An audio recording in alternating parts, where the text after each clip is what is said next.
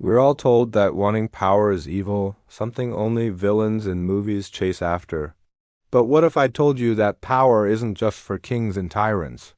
What if it's an invisible game we're all playing every single day, whether we like it or not? Robert Greene's controversial masterpiece, The 48 Laws of Power, rips the polite mask off society and argues that if you don't learn the rules of this game, you're destined to be a pawn in someone else's. So, are you ready to stop being a pawn and start becoming a master? Greene's central idea is pretty radical. He says that our modern world, with all its talk of fairness and democracy, is secretly just like an old royal court. On the surface, everyone is polite, professional, and civil. But just beneath that shiny veneer, it's a boiling cauldron of envy, greed, and ambition. If you're the one who takes all the official rules at face value, you're the one who gets crushed. The people who really get ahead are the ones who understand the unspoken rules, the art of indirection. This book isn't about being evil. It's a handbook for survival. It teaches you to be an artist of power, to understand its dangerous properties so you don't get burned. So how do you become an artist instead of a bungler? Greene lays out 3 foundational skills you absolutely must master. The first and most important is mastering your emotions. Think about it. When do you make your worst decisions? When you're angry, right? Anger is the single greatest barrier to power because it clouds your judgment and makes you predictable. An emotional response is a gift to your rivals. True power lies in staying calm, detached, and objective, even when everything inside you is screaming. It's about seeing the situation for what it is, not what your feelings tell you it is. Control your emotions, or they will control you. The second foundational skill is strategic deception. In the court of power, being direct is like announcing your battle plan to the enemy. It's clumsy and dangerous. Instead, you need to master the art of concealing your intentions. Deception is your most potent weapon. Greene talks about using smoke screens, familiar, comfortable ideas or actions that lead people down one path while you secretly setting a trap on another. Think of it like a magician's misdirection. Another key part of this is making your greatest achievements look effortless. Never reveal the hard work, the clever tricks, or the late nights that went into your success. When your success seems natural and easy, people are less likely to feel envious or try to figure out your methods. They'll just be in awe. The third pillar is foresight and timing. You need to be like the two-faced Roman god, Janus. One face looks to the future, calculating every possible outcome and planning several steps ahead. The other face looks to the past, learning from history, both your own and others. You must become a student of cause and effect. Alongside foresight is the art of timing. Rushing into things is a classic sign of weakness. It shows you lack control over yourself and the situation. Power players are patient. They know when to wait, when to observe, and when to strike with decisive force. They understand that there are 3 types of time: long time for planning and building, forced time for reacting to sudden events, and end time, the moment to execute your plan. Mastering timing means you're not just reacting to the game. You're dictating its pace. Now, let's get into some of the most famous and infamous laws. Law 1. Never outshine the master. This is timeless. Whether you're in a royal court or a corporate office, your superiors want to feel secure and brilliant.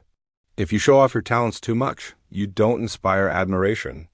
You inspire fear and insecurity. You make your boss feel like you're coming for their job. The key is to make them look good. Subtly give them credit for your ideas. Make your accomplishments seem like a reflection of their excellent mentorship. Be a rising star, but make sure your light doesn't cast a shadow on the person in charge. Then there's Law 2. Never put too much trust in friends. Learn how to use enemies. This one feels harsh, but think about it. Friendship is based on emotion, which is volatile. Friends often know your weaknesses and can be easily overcome by envy if you rise too quickly. Betrayal from a friend hurts the most because it comes from a place you thought was safe. An enemy, on the other hand, is a more predictable asset. If you turn a former enemy into an ally, they have more to prove. They will often work harder and be more loyal out of a desire to show their worth. An enemy you keep at a distance is also a great motivator. They keep you sharp, focused, and on your toes. And a personal favorite, Law 11. Learn to keep people dependent on you. This isn't about being a controlling tyrant. It's about ensuring your own freedom and independence. If others rely on you for their success, their happiness, or their prosperity, they can't get rid of you. You become indispensable. Think about the one person at your job who knows how to fix the one system everyone uses. That person has power. They have security. The key is to have a unique skill or knowledge that others need but cannot easily replicate. Never teach them everything you know. By making yourself the linchpin, you ensure that your fate is tied to their success, and they will have no choice but to protect you. Okay, so you might be thinking, this all sounds like advice for a 16th century prince. How is this relevant today? It's more relevant than ever. The modern corporation is just a kingdom with a different name. The CEO, the managers, they're the kings and queens. Law 1, never outshining the master, plays out every single day when an ambitious subordinate gets sidelined for making their boss look bad. Office politics is just a modern term for court intrigue. And what about those people who say they're above it all? The ones who constantly talk about their honesty and fairness, claiming they don't play these manipulative games? Greene has a warning for them. Beware the non-player. Often, these are the most skilled players of all. They use their proclaimed morality as the ultimate smokescreen. By appearing to be above the fray, they disarm you and carry out their power moves with subtle, indirect manipulation that you never see coming. Their virtue is a weapon. And in our world of Instagram, TikTok, and personal branding, the power of appearances is absolute. Law 4 says to always say less than necessary. The more you talk, the more likely you are to say something foolish. When you're silent, people project their own ideas onto you. You appear more profound, more mysterious, and more powerful. Your silence makes others uncomfortable, and in their discomfort, they reveal their own intentions. It's a classic interrogation technique, and it works just as well in a business meeting. So, where does this leave us? Is the takeaway to become a cold, calculating manipulator? Not necessarily. The point is that the game of power is being played all around you. You cannot opt out. You can either be a naive victim who gets pushed around, or you can be an informed player who understands the dynamics and can navigate them effectively. Think of it like playing pool. A beginner aims the cue ball directly at the target ball.